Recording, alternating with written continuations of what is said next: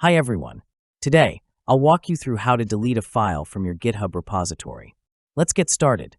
First, open your web browser and go to GitHub. Log into your account. Next, click on your profile picture in the top right corner and select your repositories from the drop-down menu. This will show you all your repositories. Find and click on the repository that contains the file you want to delete. Once inside the repository, navigate through the folders to locate the file. Just click on a folder to open it.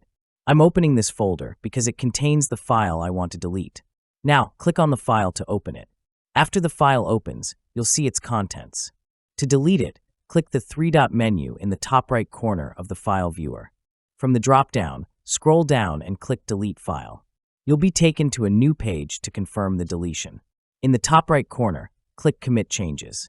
A pop-up will appear where you can add a commit message explaining the change. Once done, click the Commit Changes button to finalize the deletion. That's it. The file has now been deleted from your repository. By following these simple steps, you can easily delete any file from your GitHub repository. If you found this helpful, kindly like and subscribe for more tutorials.